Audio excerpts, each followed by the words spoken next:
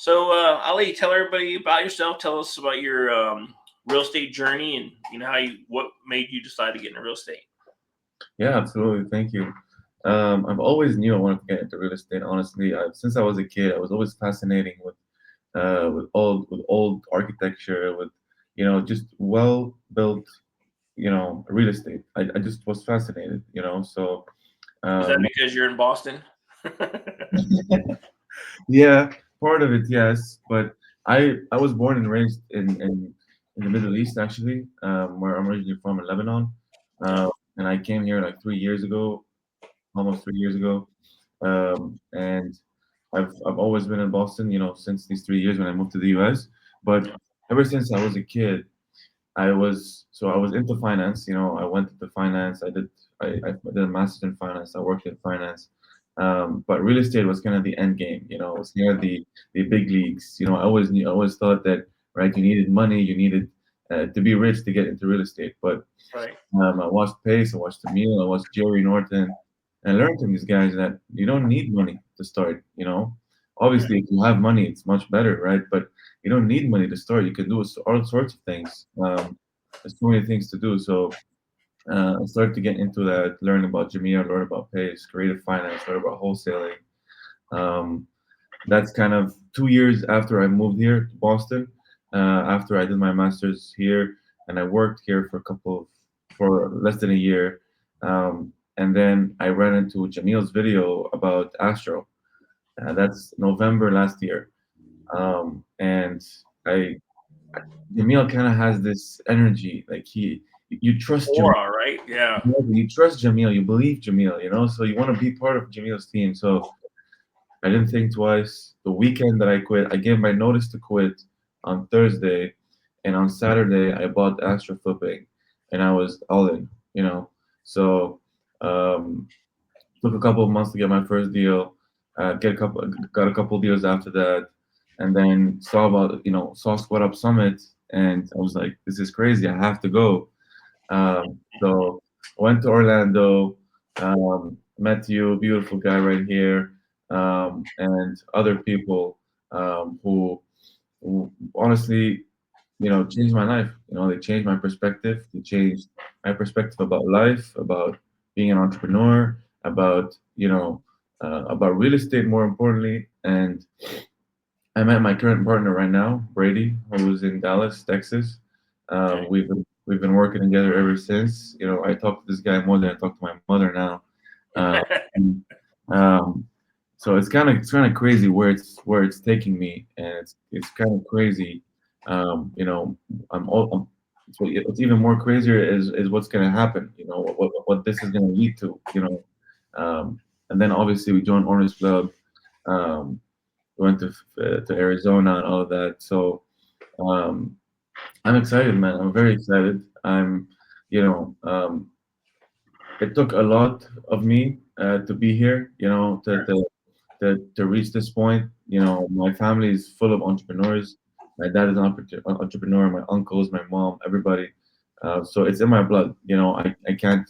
I have to. Reach that level.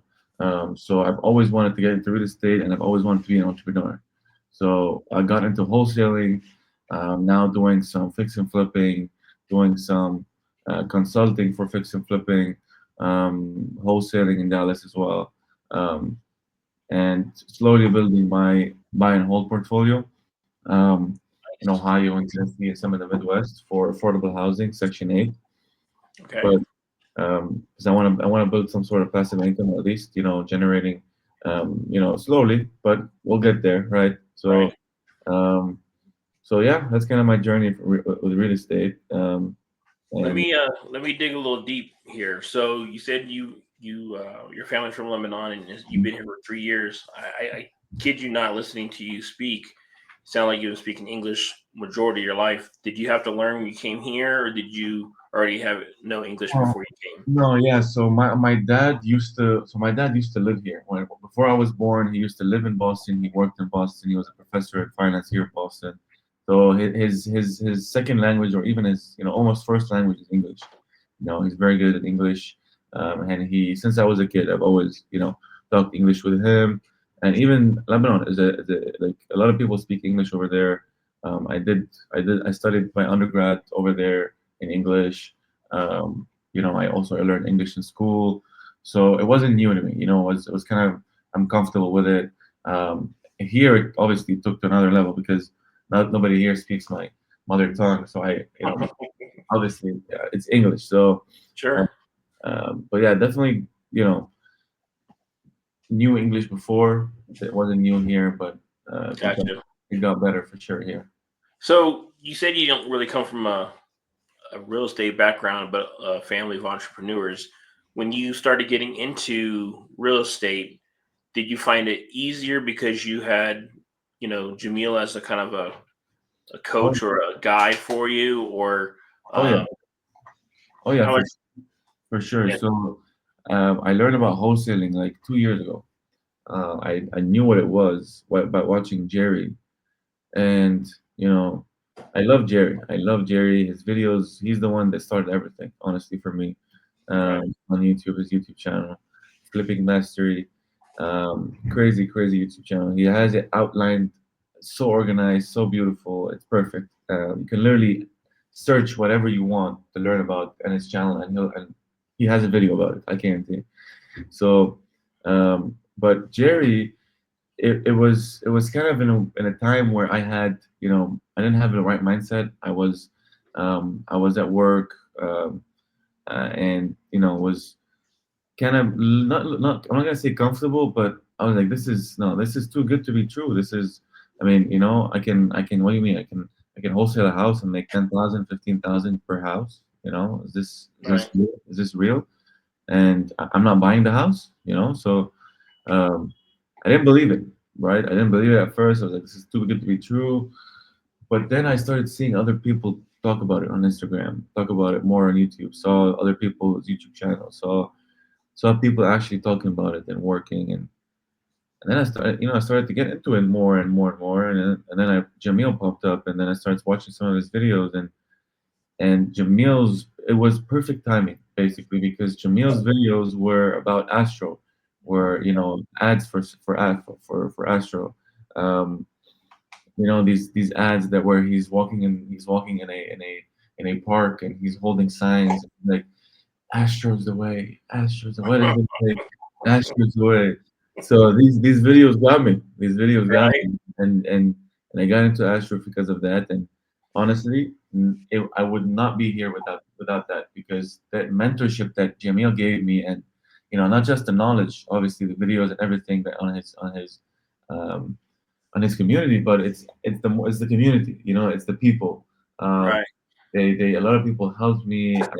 I started wholesaling in Tennessee, and I talked to two of the biggest dispo guys in the community there, and they were helping me underwrite deals. They were helping me, find deals. They were helping me dispo them. So it's a community full of people that just like Owners Club, just like everybody, they're there to help and lift you up, right? So um, that's very important, honestly, for somebody that is just starting, somebody that is, you know, scared to take the big steps, right? But you have a mentor, you have people, you're in an environment that is, is a healthy environment for you to fail, for you because people are gonna pick you back up, people are gonna help you succeed, people are gonna help you not make mistakes, learn, teach lessons. So I'm super grateful for that because it would have taken much more time without that mentorship, honestly. So walk us through your process. It's Monday morning. You get up and it's time to start looking for that next deal. Kind of walk us through how you will identify a property, how you decide whether it's one that you want to submit a contract on, and then how you go about finding an end buyer or another investor so that you can assign the contract. Yeah, absolutely. So we kind of do it differently, where my partner and I were create something called Flip Solutions, where we're helping first-time buyers, first-time flippers who are scared to get into the game, right? Getting them their first deal, getting them their first flip, helping them through the process, or even just experienced flippers that need help with something. So if you think about it, every flip needs three things. You need to find the deal. Obviously, you need to find the property you're going to flip. You need to fund the deal. Money is the whole thing. If you don't have money, you can't buy the house. Right. And third is to actually fix and flip the deal. So we have experience. My partner and I, Brady, we have experience with finding deals. We can find deals all day long, and fix and flip the deals. He's been flipping for many many years in Dallas. Um, he's been a part of over 50 flips in the Texas area. So he has a lot of crews. He has a lot of connections to bring down the cost of materials. So all of these connections, we kind of pull them into one, and obviously with Owners Club and Gator and all this access to private money, to hard money. So we kind of pulled everything together where we're giving the buyer the entire thing. Not we're not just giving you a deal, or not just wholesaling you a deal. No, we're gonna wholesale you the deal. We're gonna help you fund the deal, and we're gonna help you flip it. Whether you're gonna hire our crews, you're gonna hire our project managers, but it's the whole thing. It's the whole pie we want to give. And so the deals, how do we find the deals? We have agents. We have a power team of agents that find us on market deals. We only do on market using the MLS. Our agent sends us the deals with the comps and everything. Obviously, we sent them our comp analysis. How we like to do it, and we go from there. So the property goes through several checklists, right? So first of all, the numbers, right? Are there enough comps to even look at this? Is this worth it? Okay, there's a good enough ARV with a good enough spread.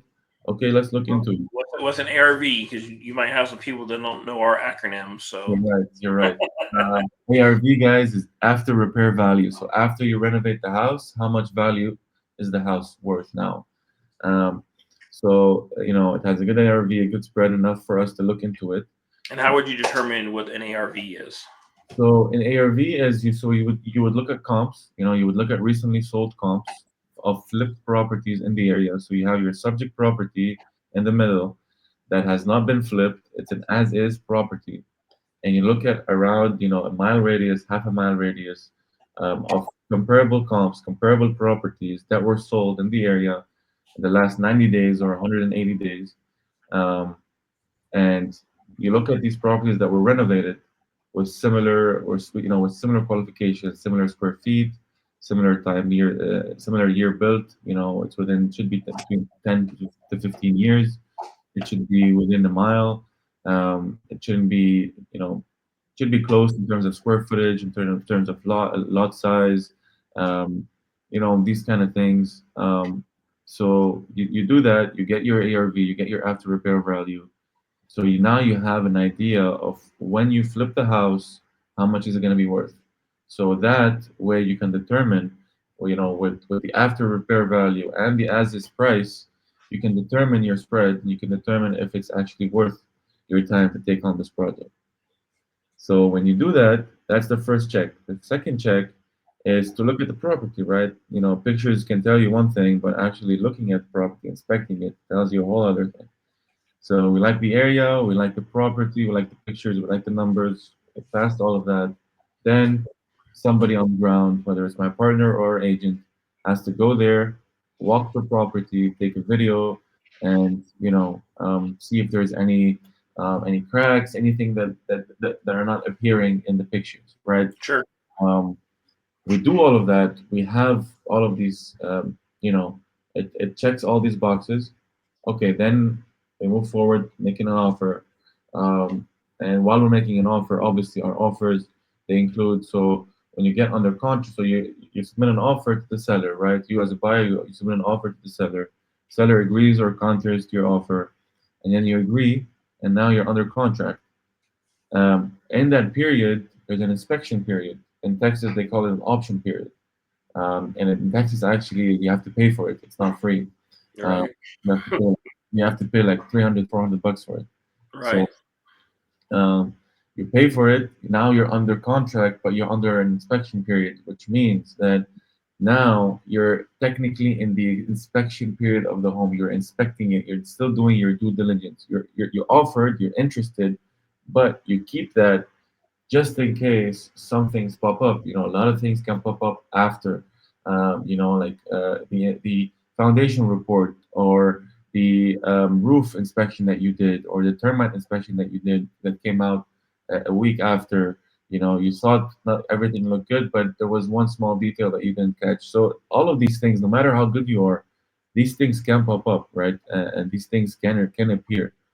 So and you cannot control them, right? You can do as much as you can, but these things happen. So these inspection periods are there for us to reevaluate the deal, whether we have to offer again and lower the price or get out of the deal. You know, this is not for us. We found something. There's termites. There's this. There's that. Plumbing has been, you know, there's something wrong with the roof. Whatever it is. So after we do these inspections, that is the time where we determine, okay, we are going to take this deal or we're going to leave this deal. It's very important to keep that inspection period, regardless of even if you're wholesaling, you're flipping, you're buying the home, whatever it is. An inspection period is crucial because that is what's going to let you exit the deal ethically and legally, you know, because some things pop up or maybe you change your mind. Maybe the money that you're going to spend on a house you need it somewhere else, so you have to exit. So there's a lot of things um, that you know you would benefit from if you had an inspection period. So we do all of that. You know, we get the property, we do the inspections, we do our due diligence, and then um, you know we're under contract. That's it. Then either find a buyer, or if the deal is good enough, not good enough, like I'm saying, if the deal is you know is attractive enough, then we'll keep it. You know, but regardless, any property we're walking it as if we're gonna buy it. Right. You know, we're funding under contract the properties that we would buy ourselves. That's it. But Well, we go ahead. Sorry. no, no worries. I mean, there's one more thing I wanted to say about our due diligence, which is, you know, we typically like to go very deep, Jose, when it comes to underwriting, because underwriting, you know, you can be working, let's say you're flipping a property in Texas, and the lender is from Indiana or Ohio or whatever. You know, they don't know the area. You know, they don't know Dallas. They don't know, you know, how's the market in that area? How's the market in that specific zip code? You know, there's a lot of things that don't come in play. It's not just you know putting numbers on a spreadsheet, right? Put the numbers, even if you have a beautiful spreadsheet, it's still numbers. You know, you got to dig deeper. You got to look at pictures. You got to look at areas, Google Earth, location, are there any schools in the area? All of that. These are all very important. So underwriting is very important to us. So we like to look at underwriting like an appraisal, you know, because an appraisal, guys, is the best underwriter in the country because he's going to look at every single detail, you know, whether it's not just about numbers, right? It's not just about comps and seeing if this comp sold, these properties sold for this much. Okay, there's a good enough spread. Let's go. You know, you have to look at pictures. You know, what did this comp do? What did they do? What's the level of the flip? Did they go overboard? Did they buy the most expensive materials? So and they barely hit that ARV, that close ARV, or did they barely do any work and then they hit it and they smashed it because of the area is so hot? So there are some areas where you don't have to do the amount of work to the full amount of work. You can you don't have to go overboard. You don't have to buy the most expensive materials. But in other areas, $1 million areas, $1 million ARVs, you have to pay for the expensive materials. You have to make sure that the details are there. You can't buy just cabinets from IKEA that are $20 or $30 um, and put them in $1 million home, right? So all of these are very important Sure. because the area location is all going to tell you something different. So appraisal underwriting is the best way to do it because you're looking at the whole picture. Gotcha. Mm. So earlier you mentioned about um, calculating or trying to figure out the ARV. We both are in the industry, and we have different tools. Right. What are some of the tools that you use to determine what an ARV is? And then also, if you can kind of elaborate, like put on just your wholesale hat on, like how far of an evaluation do you do before you, if you've already decided like, hey, I'm a flipper. I have three projects going on right now. This is a good deal, but I'm already tied up in other projects, so I don't want to take on another one. But you still want to make money, so you want to keep that Right. pipeline going. So yeah, me personally, if I'm doing a wholesale, I'm not going to do you know um, a house inspection. I'm not going to do foundation work, right? I'm gonna leave that to the who I would expect to be the home buyer or end buyer, Yeah. right? So kind of share that what tools you use, and then how much due diligence do you do as a wholesaler prior to trying to, I don't want to say, well, let's just say reach out to your um, buyers list, presenting the deal to them. Yeah. Absolutely.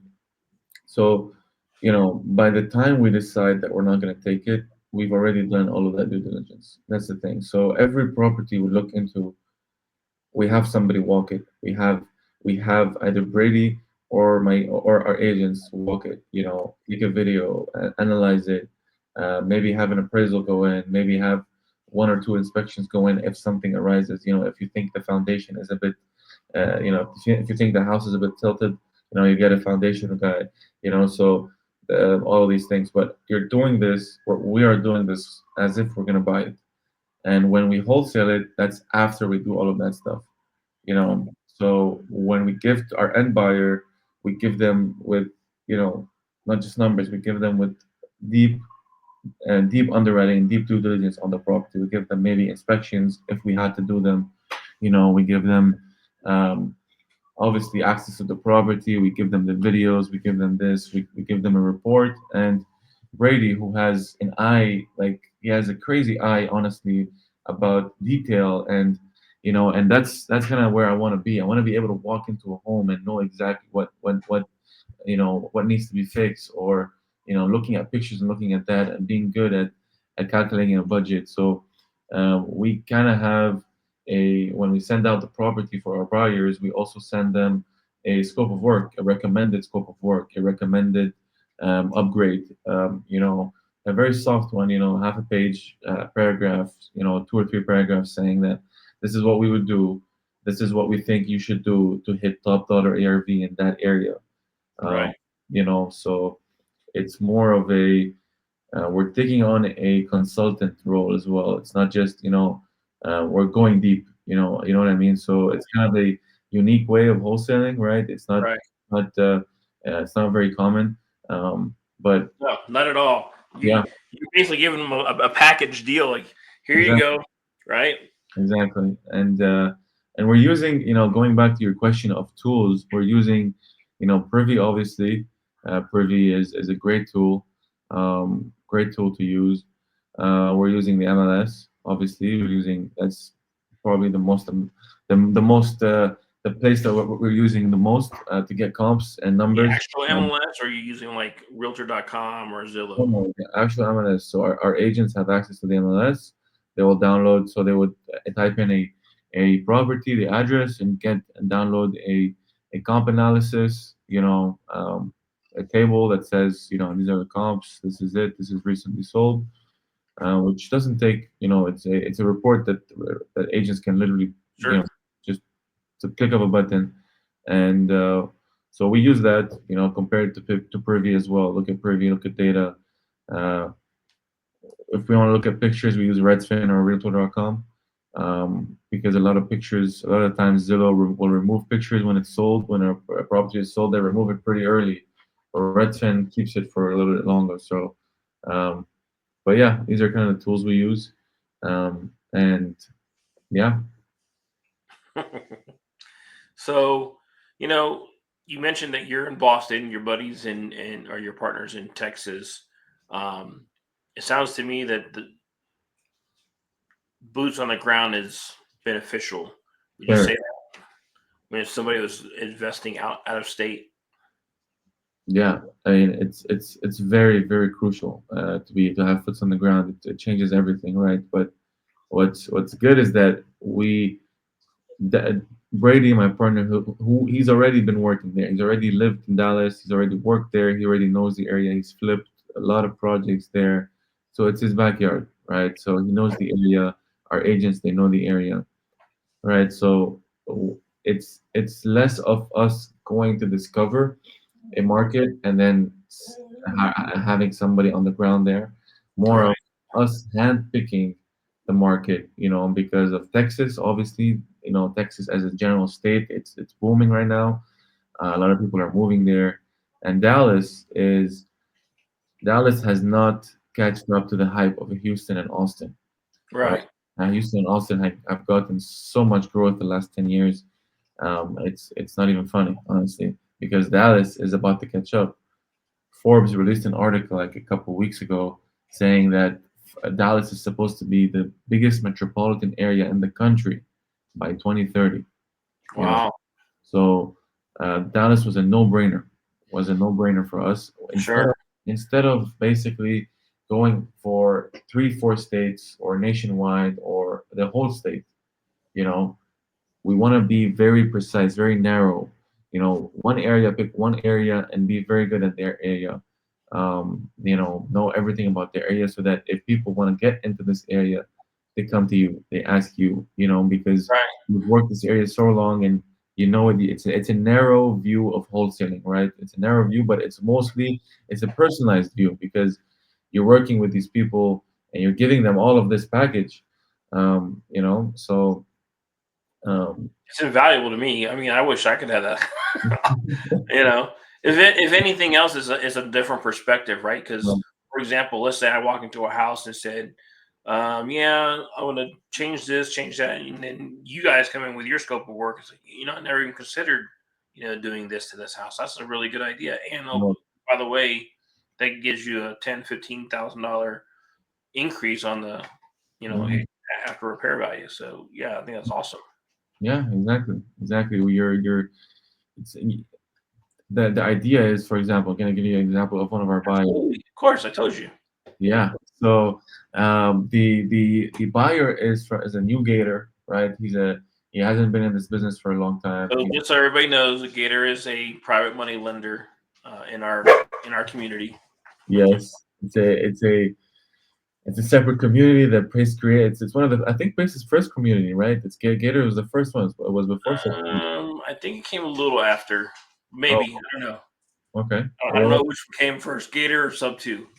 yeah, We'll but anyway, it's Pace's community. It's his lending community. So a lot of people get into it at first, to get their feet wet in real estate. You start with lending a little bit, and then you start going up and up, and you're taking on projects yourself. But this guy John, who is our buyer in one of the deals, um, he's a truck driver, right? He's a truck driver, and he's always wanted to get into real estate. He's scared to get his feet wet. It's a risky business. It's a scary business, right? Especially if sure. flipping a house. There's so many unknowns, and flipping a house, for somebody that it's his first time flipping, it's gonna be full of surprises. Right. It's gonna be a lot of headaches, a lot of things you need to take care of. So um, we found him. He's a truck driver that wants to get into real estate, and his first flip that we got him, he's gonna make um, almost 60% of his salary, of his yearly salary, just from his first flip. And we're gonna be the people helping him with the actual flip, the crews, the materials, and all that stuff. He's just gonna be there once a week, twice a week, and saying, this is beautiful, guys. Thank you. So um, hopefully we can get him 2 or 3 a year, so that either he can quit his job and do more and learn the business hands on, and Sure. then do his own flips, or keep doing what he's doing and then double or triple his income with a side, with doing flips on the side and also having his W-2. So it's that kind of impact that we want to have. It's the people that are risk averse. They're scared to get into this. They are because it's scary. We don't blame them. It's a scary business and it's a scary thing to go and buy a $500,000 house, and you have to put 50,000, 100,000 in. So it's a lot of money. There's a lot of players that you need to talk. There's lenders. There's all of these people in play that are, you know, that that will not get paid if the project goes south. So you have a lot of responsibility, you know. So that's kind of the impact that we want to have to guide them through that process and help them break through that fear, and hopefully can, they can do the same later on when they have and they build the experience. They can do the same for new flippers, for new people that are coming in, and Right. it's that Compounding. ripple effect. Yeah, exactly. Compounding it. So, one of the things that a lot of new investors are scared of is I don't have any money. Mm, How did you find the way to start wholesaling, um, like your first deals? Like, were you, because I mean, you have earnest money deposits, right? Um, yeah. and now you guys are talking, now you and your partner are doing even more by potentially doing an appraisal or even some house inspections. Those are all costs that are associated with it, and then you may not even decide to go with it. So, Right. how would you advise new investors to, or explain to them how you were able to find funding sources so that you can get started? Absolutely. So you want me to talk about new flippers or new Yeah, wholesale? I want you to just kind of share your experience. Like, Sure. hey, when I first got into it, this is how I was able to do it. Or now that I'm more experienced, I've been able to do this, this, and this, and now I have Yeah. multiple sources. Just Yeah. Sure. Sure. floor is yours. Yeah, I appreciate that. No, for sure. I mean, it's so. Um, for me, it was, first of all, it was kind of a no-brainer for me because, owners club, it's up to all of these communities. You have access to so many people that have money and want to invest. They have jobs, they have other lives, they have other things to do, but they have money and they want to invest. They want to invest with good people that know what they're doing, that have done this before, and just generate this passive cash flow that they're generating. So um, I connected with so many people that do lending, and what I did was I asked for, Pace published his private money lenders, right? So I asked for that list, and apparently there's 5 lists of private money lenders that Pace worked with, and I literally looked at every single person that has more than $800,000, and I contacted every single one. I reached out to every single one by email, by phone. I scheduled calls with them. Told them what we're doing, told them the vision that we want to go. There's a lot of people that, even, whether it's lenders, actual lenders, or brokers, they want to help, especially if they're in that game for a long time. They want to help flippers get funding. They want to be able to provide a solution, because just like we are providing solutions with what we're doing, they're providing solutions with what they're doing, right? So Right. they are also part of it. They're a stakeholder in this business, so they want to provide that 100% funding, and that's what we did. We we teamed up and partnered with all these people, and now we're doing 100% funding for even first time flippers. But the way we did it is we structured deals using our experience, using Brady's experience, his crews, my experience as well a little bit, and we coupled that with the new buyer. So it's either a credit partner or a experience partner. We bring them together, right? So it's an again it's the creative way of doing this. And so shout out to Pace Morby, Right. but it's I'm thankful just because he brought us together. yeah, correct. Um, So they basically, we look at, we group them together. We group either us as an experienced partner and the first time buyer as a credit partner, or vice versa, depending on their level and their credit and all of that. So there's a lot of ways to do this, but we like to do it where um, you know the first time buyer has to bring something to the table, right? So have some skin in the game, uh, Right. whether it's credit, whether it's experience, whether it's money, whether it's whatever it is. And you mentioned EMD, right? So EMD is a very important part. Earnest money deposits, the deposit that you have to put to get to be able to get a house, Right. is very important, right? Because timing is of the essence when it comes to this. When you're under contract, boom, fire alarm is on. You gotta be boom, boom, boom. You gotta be submitting AMD. You gotta be ordering inspections. You gotta be doing this and this and this. So especially with fast closes, right? With cash closes, whether it's a 2 week close or a 20 week close, typically our deals are 5 day inspections, 3 to 5 days of inspections, max, because Texas, especially Dallas, is such a hard market. It's a hot market.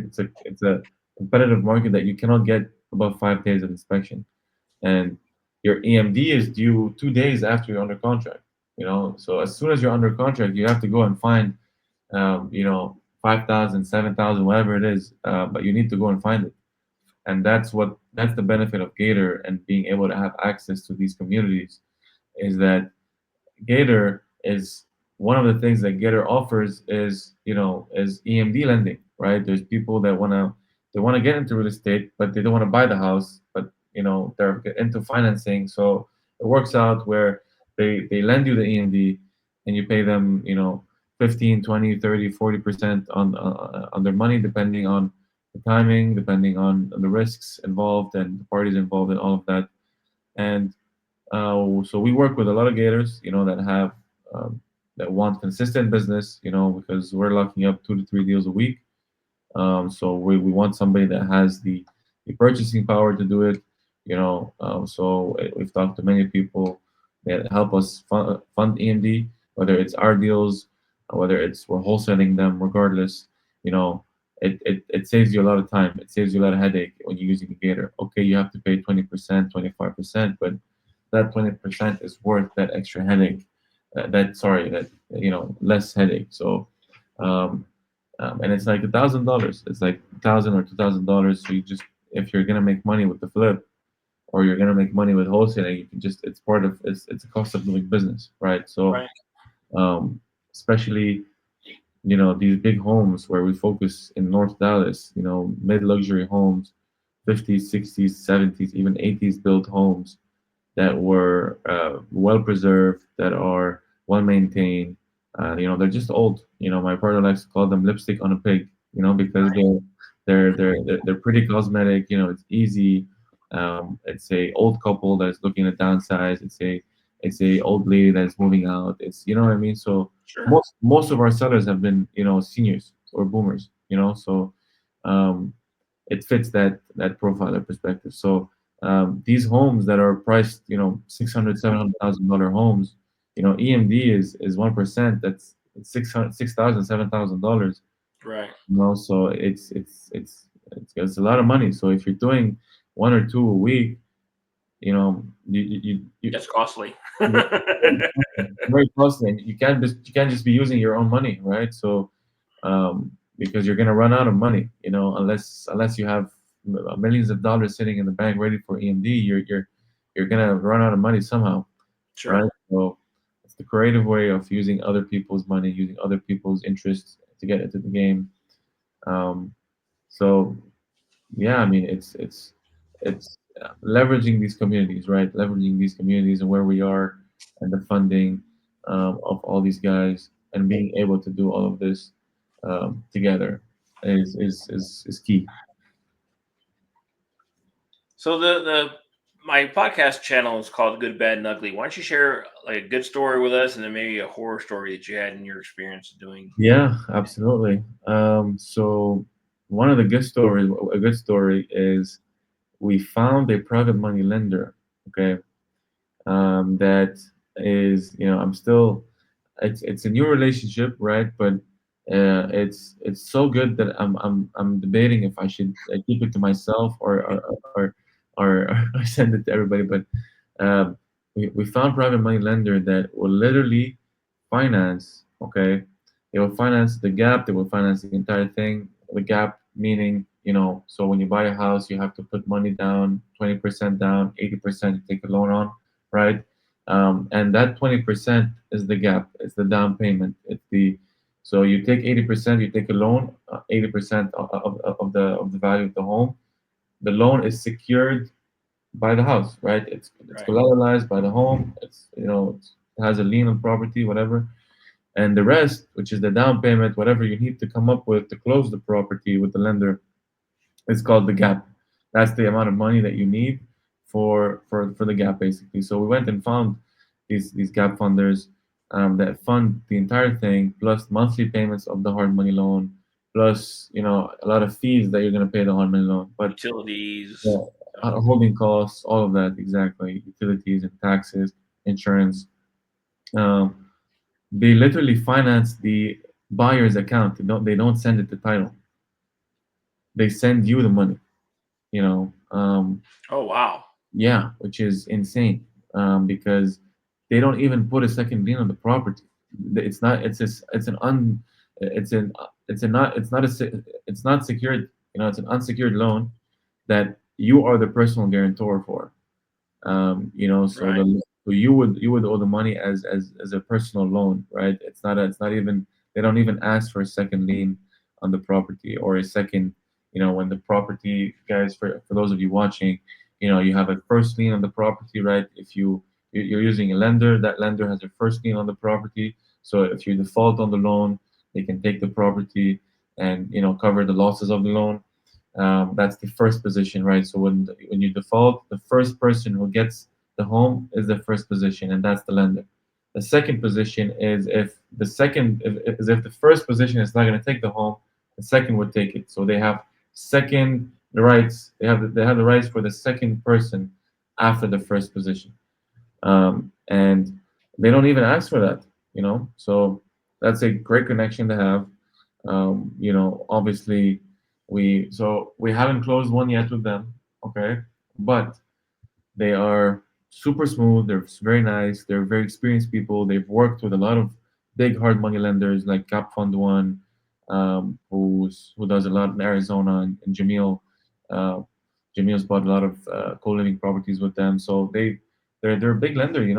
There are a lot of people that talk about these guys. So I'm excited to see what this is gonna where this is gonna lead. But it kind of fits in the same idea of the story of the good that I want to tell you about is the flip that we're going to use these guys for was a flip that we're not going to take. It's a flip that it was as if we were going to give to a buyer. It was a flip that it was just too expensive. It's an $800,000 home. It's too much. It's even though it's extremely easy flip. It's very cosmetic. It's very easy. The seller is a guy that I don't know what they're called, but they work with wood. They're very good with Yeah, wood. I know what you're talking about. Like a woodsman or Yeah, woodsmith. exactly. Their home is perfect. It's just there's so much old wood that's well maintained, well preserved. So it's an easy project. And because of these guys and because of other lenders that we connected with the last couple of weeks, we decided, the buyer backed out because they had some personal issues they wanted to deal with. They Sure. weren't ready to buy that house, and we decided, let's take it on ourselves.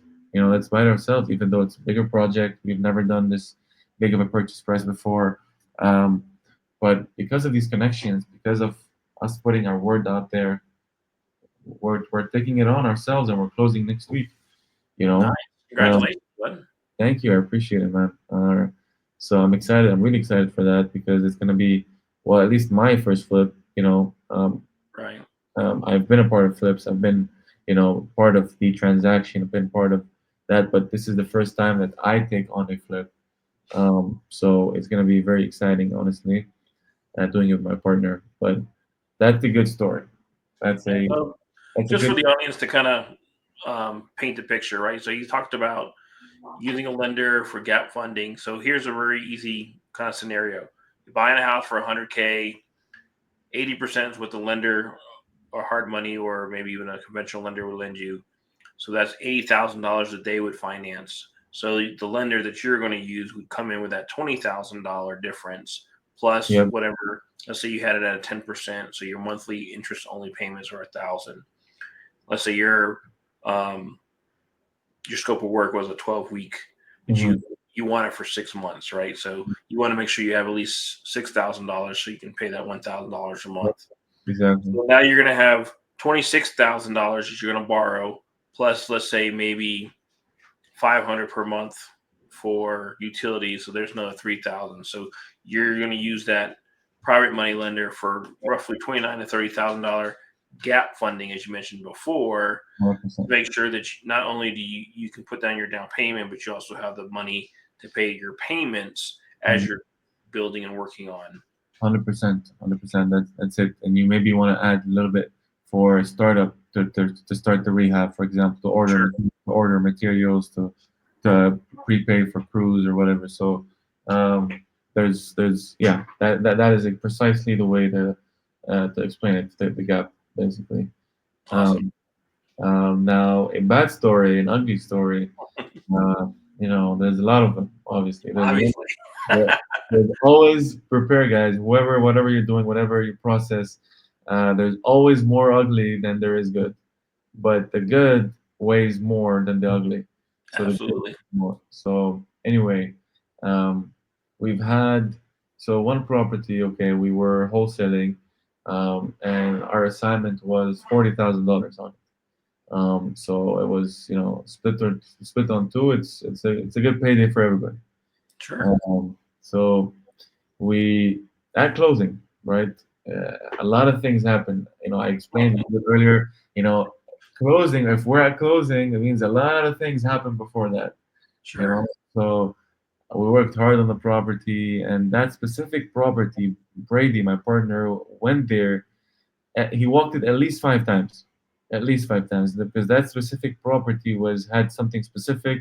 There was some issues with it. It was basically it's a beautiful property. It's just old, and there was some leak from the roof, Mhm. and we were worried that we might need to change the roof entirely. So that's extra $15,000 on your budget that Right.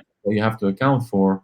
And if you're not going to account for it, you either have to lower the price, lower your offer price, or lower your assignment, or just eat the cost and lower your profit at the end, at the back end, right? So Sure. um, anyway, so we found out that there's no leak, there's the good, you don't need to replace the roof, so we didn't have to pay for that. Um, but at closing, the buyer shows up, and they're short on cash, right? So they could not close on the property at closing, the day of closing. Um, so what do? They're missing, I think it was 10,500 or 11,500. That's how much they were missing.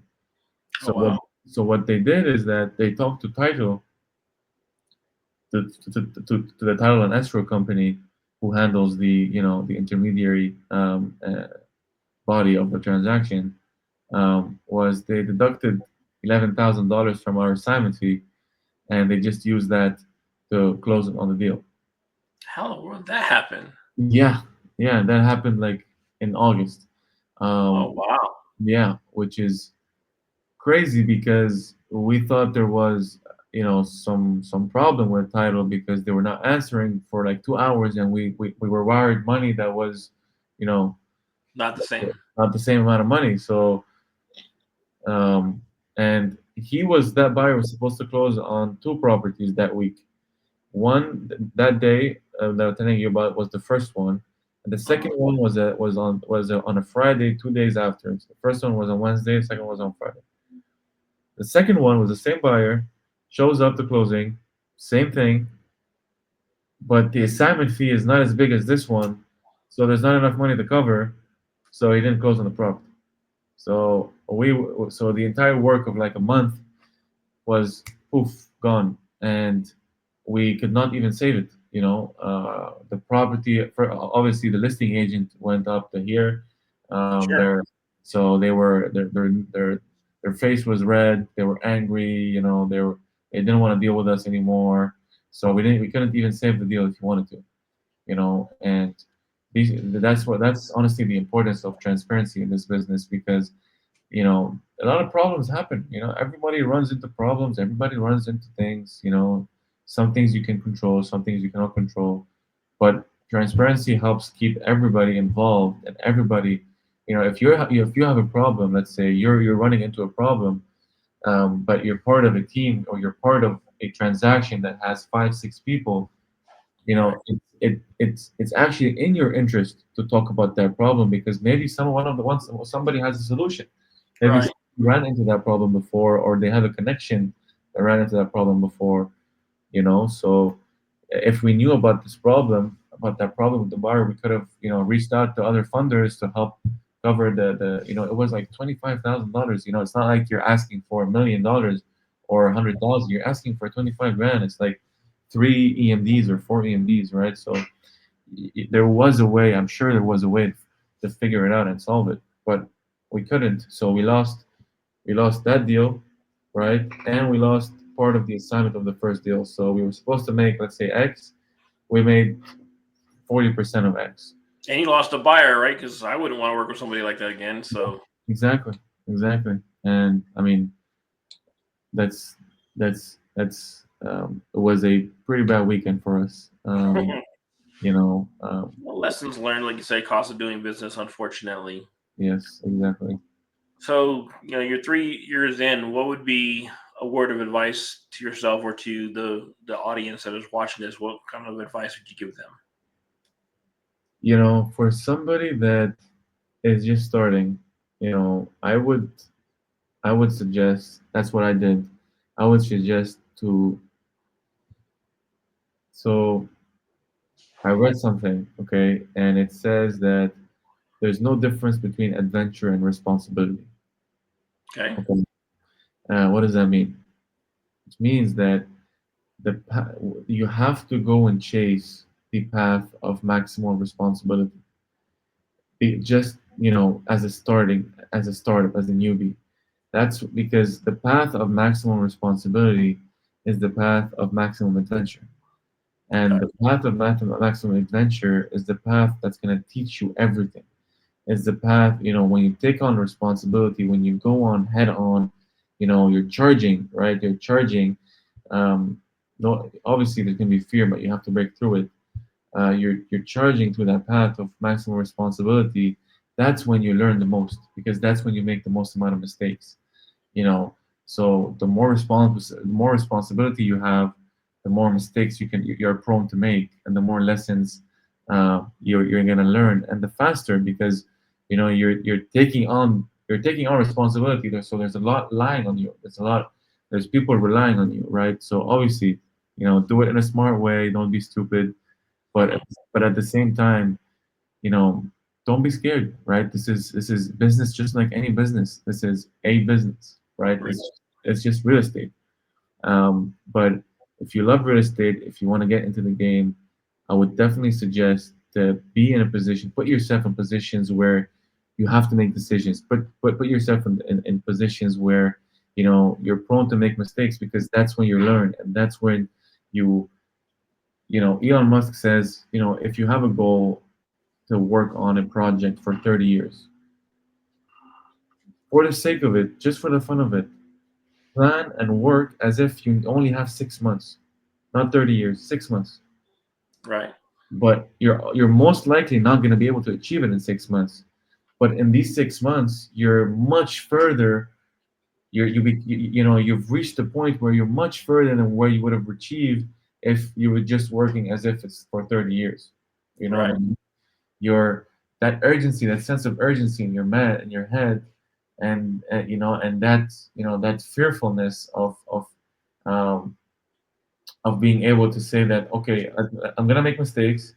It's gonna happen regardless of whoever I am, whoever I deal with. I'm gonna make mistakes, but I'm gonna learn from them, and I'm gonna benefit from these mistakes. And the best way to do that is to be in a position where you are seeking the help of somebody, right? So us in the communities, we have mentors like Pace Morby and Jamil Damji, and Jerry Norton. If you started with him, um, mentors, they can take you very far, and they can make you. They can you can skip a lot of steps with them, because they can teach you the right way of doing things, whether Okay. it's structure, whether it's timing, whether it's mindset. you know I would definitely suggest two things: try to find somebody that has something that you don't have, or is doing something that you want to do, or is in a position that you want to be in, in the next couple of years. Try to be as close as you can to that person. Learn as much as you can from that person, and be put yourself in a mindset that I want to fail as much as I can. I want to make as many mistakes because I want to learn as much as possible. You know, if you combine these two, you will go very far and quickly, guys. So um, don't be scared. Take that leap. Take that first step and reach out. Reach out. These guys, these communities that we're in, guys. Sub two, Gator, Astro flipping, Flip Master if you're Flipster if you're with Jerry Norton, Owners Club. All of these communities, guys, are out there and you can join. These communities are there for both of us. Jose and I benefited a lot from these communities. Yeah. A lot, and if nothing else, we met each other. So there's a lot of benefits that you'll get from these communities. So definitely suggest to get into these environments, get into these rooms, guys. Go into these rooms and find people, ask people, you know, get involved, get your feet wet. And anyway, get involved. There's a lot of people out there in the community and sorry, in the internet, whether it's Facebook, whether it's Instagram, whether it's YouTube, you will find people doing what you want to do and teaching you about it. So find these guys and get close to these guys. Yeah, all these communities have members all over the, not all over the country, but even all over the world. I mean, I know Sub Two has people over, in Europe and Yep. up in Canada. We have members even in Owners Club that are up in Right. Canada. So Right. don't think just because you're not in the United States that you can't be a part of this community, because we have members all over. Yeah. So I like to end my podcast usually asking people what are their haves, just like we did in Boston, right? What are your haves and what are your needs? In case somebody may be watching this, say, oh, he needs that, I got that, so they can partner with you. So what are your haves? What are your needs? Of course, of course. So I have a team of agents. I have a team of very powerful people that we look for deals, we find deals. I have connections with funders, with lenders. I have buyers as well. But I'm always looking, always looking for more buyers. If you want to do a flip in Dallas, Texas, if you want to get into the flipping business, if you want to learn about flipping, if you want to get your feet wet, if you want to come and watch, whatever it is, guys.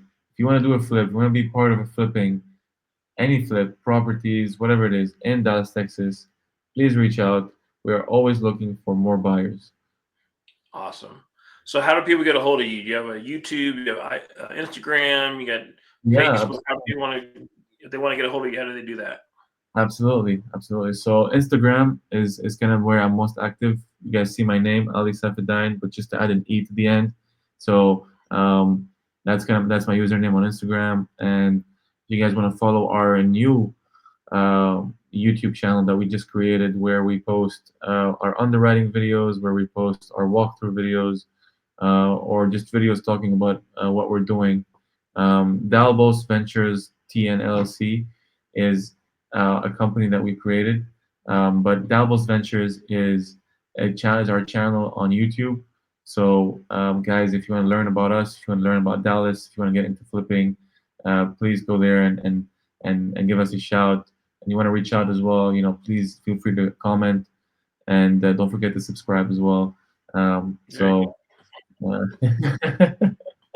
Yeah, I'll make sure that all that's into the description area so the people that watch this in the future can I appreciate look back it. and add you. I Um, appreciate it. Ali, as always, it's been great catching up with you, my friend, and having a Always. conversation with you. And I appreciate you sharing, your journey and what you do in the realm of real estate. Um, it sucks Thank that I have to wait till March to see you in person again, but and at least I get to see you soon, right? Yeah, exactly, exactly. I love it. No, but thank you, thanks again for having me, Jose. I really appreciate it. It's always a pleasure talking to you, and thank you for introducing me to your audience. No problem. Well, guys, this is the end of another episode, and we'll see you at the next one. All right, guys. Take care. Peace.